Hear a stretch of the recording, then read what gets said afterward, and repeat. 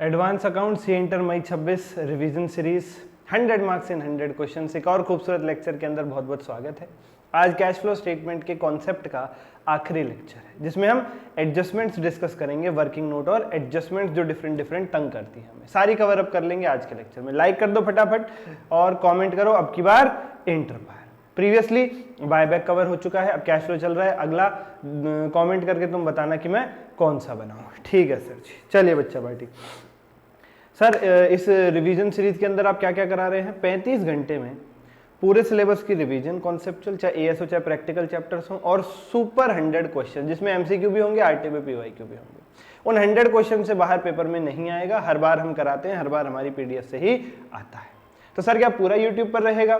भाई कॉन्सेप्ट और कुछ क्वेश्चंस यूट्यूब पर रहेंगे, बाकी आरटीबी पीवाईक्यू, एमसीक्यू और बाकी सारे क्वेश्चंस पाने के लिए और नोट्स की हार्ड बुक पाने के लिए डीएम करें ऊपर दिए गए नंबर पर, या वीडियो के डिस्क्रिप्शन में एक लिंक है, नॉमिनल अमाउंट पे करके ये सारे बेनिफिट्स प्राप्त कर लीजिए। स्क्रैच से पहली बार पढ़ रहे होगे तो भी समझ में आएगा, मात्र 35 घंटे में सब कुछ। ठीक है सर, शुरू करते हैं आज का लेक्चर बिना किसी देरी के।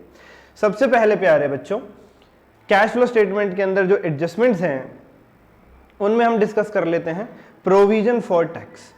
एक ये ऐसी एडजस्टमेंट है जो हमें तंग करती है। ये सब जो मैंने सामने फ्लैश किया हुआ है, ये हमने 2 चार्ट्स बनाए हुए हैं बच्चा पार्टी, उसमें सारा कॉन्सेप्ट डिस्कस्ड है, वो आपके पास पहुंचा देंगे अगर आप बैच लेते हैं तो।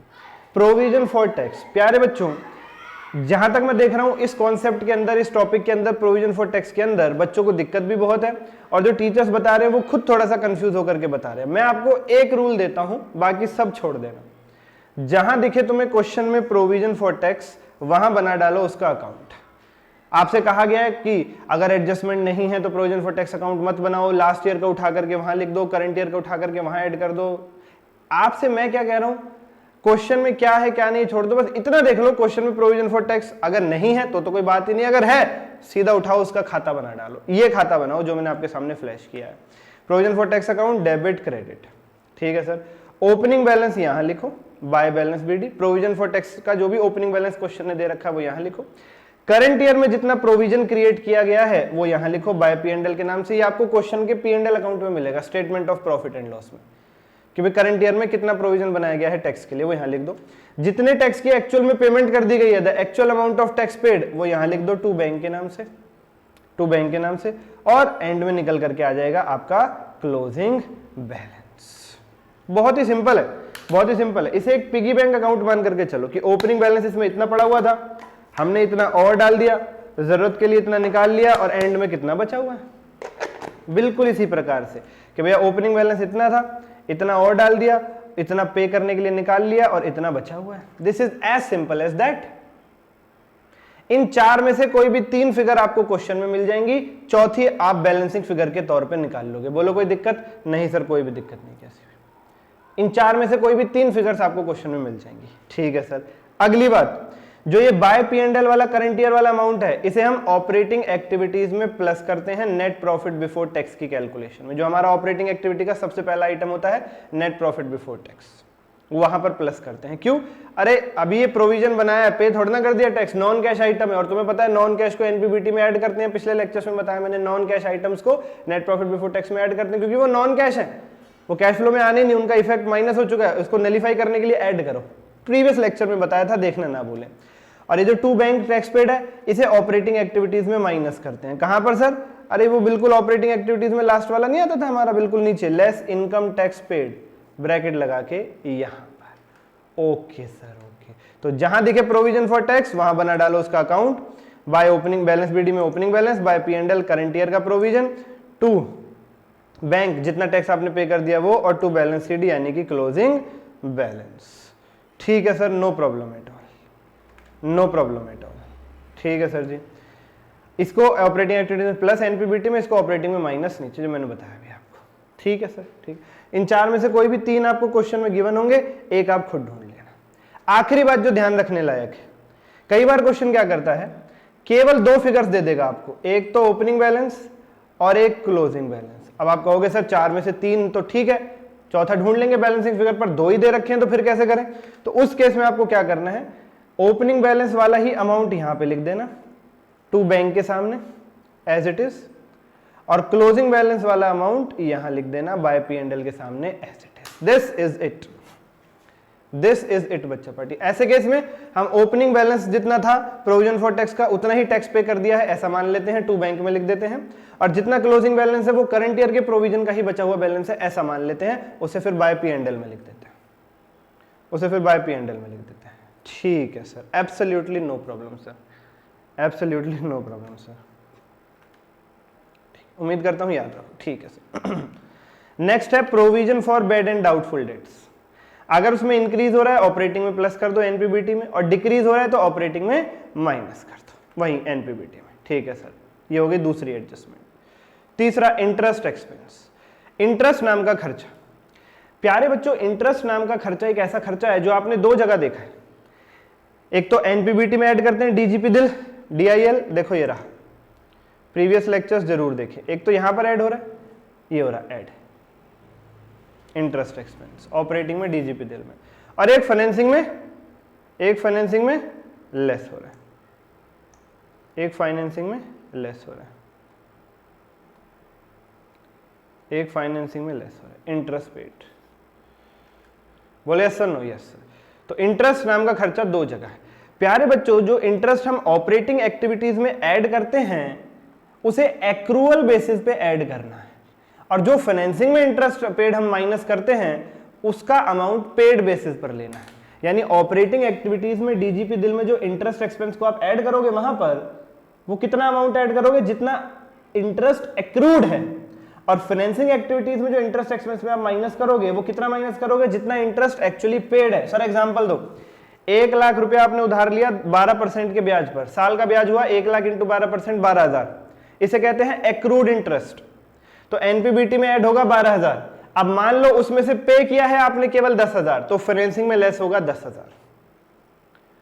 इंटरेस्ट जितना बनता है तुम्हारे सर के ऊपर वो पूरा ऐड होगा ऑपरेटिंग में, उसमें से जितना पे किया है वो आएगा फाइनेंसिंग में माइनस। हाँ, पूरा पे कर दिया तो फाइनेंसिंग में भी पूरा ही माइनस हो जाएगा 12,000, कोई दिक्कत नहीं। ठीक है सर, ये तीसरी एडजस्टमेंट। चौथी adjustment, interest dividend rental income. ये आपने दो जगह देखी है। कहां? एक तो अपना ये ऑपरेटिंग एक्टिविटीज में माइनस ड्रिप में dividend income, rental income, interest income, और एक इन्वेस्टिंग एक्टिविटीज में इधर IDR, interest dividend rent, previous lectures में दिखाया था। हाँ यस सर, यस सर। तो ऑपरेटिंग एक्टिविटीज में जो आप ड्रिप लेस करते हो, dividend income, rental income, interest income, DRI drip, वो माइनस करोगे एक्रूड बेसिस पर, जितना एक्रूड हो चुकी है ये इनकम उतना। और इन्वेस्टिंग में जो आप interest received, dividend received, rent received add करते हो वो रिसीव्ड बेसिस पे ऐड करोगे। यानी एग्जांपल दो, आपने 5 लाख रुपए की इन्वेस्टमेंट करी, ठीक है सर, उस पे आपको लेट सपोज डिविडेंड मिल रहा है, आपका साल का डिविडेंड बनता है लेट सपोज 10% यानी 50,000, आपको 10% का डिविडेंड रेट दिया गया। तो ऑपरेटिंग एक्टिविटीज में जो डिविडेंड इनकम में माइनस करोगे वो करोगे ब्रैकेट लगा के 50,000। अब उसमें से मान लो एक्चुअली तुम्हें रिसीव हुआ है 45,000, तो इन्वेस्टिंग एक्टिविटीज में जो प्लस करोगे वो 45,000 यानी 45,000 प्लस करोगे। Is it okay? Yes sir, yes sir, yes. पूरा मिल गया 50,000 तो इन्वेस्टिंग में पूरा प्लस कर दो। ठीक है सर, ठीक है सर, ठीक है। Next, dividend. डिविडेंड अगर क्वेश्चन में लिखा है डिविडेंड प्रपोज्ड खाली, बस और कुछ नहीं लिखा, वो एक कॉन्टिंजेंट लायबिलिटी है, वो कैश फ्लो स्टेटमेंट में नहीं जाएगा। Dividend only proposed is a contingent liability, nowhere to be treated in cash flow statement, remember। कुछ और भी लिखा है तो बात अलग है, बस इतना लिख दिया proposed dividend तो बस ठीक है, उसको इग्नोर करना है। ठीक है सर। इंटरिम डिविडेंड यानी वो डिविडेंड जो साल के बीच में ही पे कर दिया गया, साल खत्म होने का इंतजार ही नहीं किया गया, कंपनी ने साल के बीच में डिविडेंड पे कर दिया, उसे फाइनेंसिंग एक्टिविटीज में लेस करेंगे। आपको पता ही है इंटरिम डिविडेंड पेड को फाइनेंसिंग में लेस करते हैं। साथ ही साथ नेट प्रॉफिट बिफोर टैक्स में भी, नेट प्रॉफिट बिफोर टैक्स में भी उसको ट्रीट करके चलेंगे। कौन सी कैश फ्लो स्टेटमेंट में? करंट ईयर की cash flow statement, current year की cash flow statement, current year की कैश फ्लो स्टेटमेंट। ठीक है सर, ठीक है सर, ठीक। फाइनल डिविडेंड जो होगा वो फाइनेंसिंग से लेस होगा और एनपीबीटी में प्लस ही होगा, लेकिन करंट ईयर की कैश फ्लो स्टेटमेंट में पिछले साल वाला, यानी अभी मैं समराइज कर देता हूं। मान लीजिए आप करंट ईयर 25-26 की कैश फ्लो स्टेटमेंट बना रहे हो, तो 25-26 की कैश फ्लो स्टेटमेंट में 25-26 वाला ही इंटरिम डिविडेंड फाइनेंसिंग में लेस और एनपीबीटी में प्लस होगा। और 25-26 की कैश फ्लो स्टेटमेंट में जो फाइनल डिविडेंड फाइनेंसिंग एक्टिविटीज में लेस और एनपीबीटी में प्लस होगा वो 25-26 नहीं 24-25 वाला लेना है, प्रीवियस ईयर वाला। क्यों? फाइनल डिविडेंड पिछले साल का पे होता है अगले साल आते आते आते आते। पिछले साल के फाइनेंशियल फाइनल डिविडेंड को पे करने के लिए मीटिंग्स रेजोल्यूशन वगैरह पास करते करते अगला साल आ जाता है। ओहो, इसलिए अगले साल की कैश फ्लो स्टेटमेंट में फाइनल डिविडेंड पिछले साल वाला लेना होता है। ठीक है सर, ठीक है। हाँ, इंटरिम तो करंट वाले लो। 25-26 की कैश फ्लो स्टेटमेंट में इंटरिम डिविडेंड फाइनेंसिंग से लेस एनपीबीटी में प्लस होगा 25-26 वाला, और 25-26 की कैश फ्लो स्टेटमेंट में फाइनल डिविडेंड फाइनेंसिंग से लेस एनपीबीटी में प्लस होगा 24-25 वाला। ठीक है sir. Next, net profit before tax. हमारे ऑपरेटिंग एक्टिविटीज का सबसे पहला आइटम क्या होता है? Net profit before tax. कई बार क्वेश्चन वो, मैंने कहा था क्वेश्चन वो आपको दे देता है, कई बार क्वेश्चन वो हमें नहीं देता, हमें खुद निकालना पड़ता है उसको। उसके लिए आपको याद करना है mnemonic code NTPP, NTPIPI, NTPP, N for net profit, T for transfer to reserves, P for propose dividend previous year वाला, I for interim dividend paid current year वाला, P for provision for tax plus करना है current year वाला, और last में income tax refund minus कर देना है। लास्ट में इनकम टैक्स रिफंड माइनस कर देना है। NTPIPI, NTPP, N for net profit plus transfer to reserves plus propose dividend previous year वाला plus interim dividend current year वाला plus provision for tax current year वाला minus income tax refund if any. NTPIPI, यहां से आपका NPBT आ जाएगा। ठीक है sir. Key notes, dividend only propose is a contingent liability, no way to be treated in cash flow statement, मैंने बता दिया। बैंक ओवरड्राफ्ट अगर है फाइनेंसिंग एक्टिविटी में आएगा। बैंक ओवरड्राफ्ट को आप फाइनेंसिंग एक्टिविटीज में शॉर्ट टर्म बोरोइंग में लोगे, ना कि बैंक ओवरड्राफ्ट ऑपरेटिंग एक्टिविटीज में करंट लायबिलिटीज में जाएगा। बैंक ओवरड्राफ्ट एक शॉर्ट टर्म बोरोइंग है, फाइनेंसिंग एक्टिविटी में जाएगा, ना कि ऑपरेटिंग एक्टिविटी में। कैश ट्रांजैक्शन, बैंक ट्रांजैक्शन सब आती हैं कैश फ्लो स्टेटमेंट में। Risk free short term investments भी आते हैं। अगर लिखा है रिस्क फ्री वाली शॉर्ट टर्म इन्वेस्टमेंट है तो उसे कैश ही मान करके चलेंगे कैश फ्लो स्टेटमेंट में। डिविडेंड पेबल अकाउंट अगर बनाना पड़े तो same provision for tax account की तरह बनाना, जैसे ऊपर सिखाया था, सेम ट्रीटमेंट, सब कुछ सेम बनेगा बिल्कुल। ठीक है सर। अगर शेयर डिवेंचर बॉन्ड इशू किए गए हैं फॉर नो और इन काइंड कंसिडरेशन, मतलब फ्री में या बदले में पैसा नहीं लिया, कोई वस्तु ले ली इन काइंड, तो कैश फ्लो स्टेटमेंट में नहीं आएगा। क्यों? अगर फ्री में किया तो पैसा आया ही नहीं, शेयर डिवेंचर इशू करके तो कैश फ्लो स्टेटमेंट में क्यों आएगा? और अगर फ्री में नहीं किया पर पैसा ना लेके कोई वस्तु ले ली तब भी कैश फ्लो स्टेटमेंट में क्यों आएगा? कैश फ्लो स्टेटमेंट में कैश और बैंक और रिस्क फ्री इन्वेस्टमेंट वाली चीज आती है। तुमने ले ली कोई वस्तु, वो कैश फ्लो स्टेटमेंट में वस्तुएं थोड़ा ना आती हैं। ठीक है sir, this is it. Last but not the least, कई बार क्वेश्चन में फिक्स्ड एसेट्स के लिए अकाउंट बनाना पड़ जाता है, बहुत सारी एडजस्टमेंट दे रखी होती हैं कि भाई ओपनिंग बैलेंस इतना, बेच दिया, खरीद लिया, साल का डेप्शन इतना उतना, तो पीपी अकाउंट और एक्यूमुलेटेड डेप्रिसिएशन दो अकाउंट हमें बनाने पड़ सकते हैं। अगर क्वेश्चन में एक्यूमुलेटेड डेप्रिसिएशन, यानी एक्यूमुलेटेड डेप्शन का एक और नाम होता है प्रोविजन फॉर डेप्रिसिएशन, ये है तो बनाना। अगर accumulated डेप्शन provision for depreciation question में नहीं है तो केवल यही अकाउंट बनेगा, पीपी अकाउंट। ये क्या है? Fixed asset account. Fixed asset का हिसाब किताब रखते हैं इसमें कि भाई ओपनिंग बैलेंस इतना था प्लस इतना एसेट और खरीद लिया माइनस इतना एसेट बेच दिया इक्वल टू इतना बचा हुआ है। बहुत साधारण, बहुत साधारण।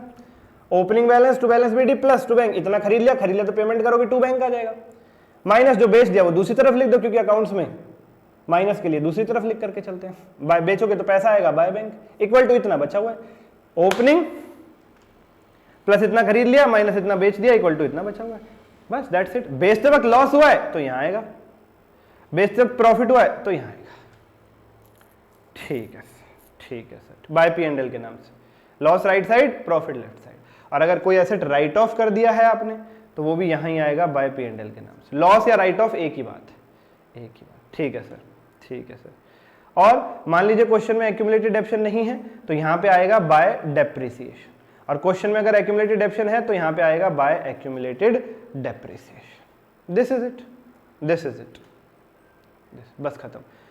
इतना था प्लस इतना और खरीद लिया माइनस इतना बेच दिया इक्वल टू इतना बचा हुआ। बेचते वक्त लॉस हुआ तो यहाँ, प्रॉफिट हुआ तो यहाँ, राइट ऑफ यहाँ। खाली क्वेश्चन में डेप्रिसिएशन है, एक्यूमुलेटेड डेप्रिसिएशन यानी प्रोविजन फॉर डेप्शन नहीं है तो यहाँ पे आएगा करंट ईयर का डेप्रिसिएशन बाय डेप्रिसिएशन के नाम से। और अगर क्वेश्चन में एक्यूमुलेटेड डेप्रिसिएशन है यानी प्रोविजन फॉर डेप्शन है तो ये आएगा बाय एक्यूमुलेटेड डेप्रिसिएशन के नाम से। और एक्यूमुलेटेड डेप्शन का अकाउंट कैसे बनेगा? सिंपल। एक्यूमुलेटेड डेप्शन का मतलब होता है आज तक का इकट्ठा डेप्रिसिएशन, आज तक का इकट्ठा डेप्रिसिएशन।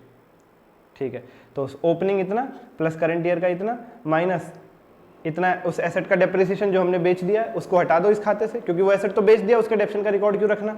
इक्वल टू इतना डेप्रिसिएशन बचा हुआ है। एक्यूमुलेटेड डेप्रिसिएशन होता है एक इकट्ठा डेप्रिसिएशन अकाउंट कि भाई आज तक टोटल कितना डेप्रिसिएशन सभी एसेट्स पे लग चुका है, जिसका ओपनिंग बैलेंस यहाँ लिखते हैं, करंट ईयर का ऐड कर देते हैं, ये आ गया total depreciation till date of all assets, उसमें से वो माइनस कर दो जो एसेट आपने बेच दिया है, क्योंकि वो बेच दिया अब उसका रिकॉर्ड नहीं रखना, equal to closing balance of depreciation, this is it. और ये अमाउंट सेम होते हैं, ये 2 PP वाला अमाउंट एक्यूमुलेटेड डेप्रिसिएशन में जो लिखा हुआ है 2 PP ये अमाउंट, और ऊपर ये वाला बाइक में, ये दोनों अमाउंट सेम होते हैं। ये कौन सा अमाउंट होता है? जो एसेट आपने बेच दिया है उस पर खरीदने वाली डेट से लेकर आज तक का डेप्रिसिएशन, या जो एसेट आपने राइट ऑफ कर दिया है उस पर खरीदने वाली डेट से आज तक का डेप्रिसिएशन, पूरा टोटल ये जगह आता है। चलिए, कोई क्वेरी हो कमेंट करना। आज के लिए इतना ही, बैच ज्वाइन करो, नेक्स्ट लेक्चर के लिए तैयार रहो, कुछ क्वेश्चन करेंगे कैश फ्लो के ही यूट्यूब पर। अभी के लिए इतना ही, धन्यवाद।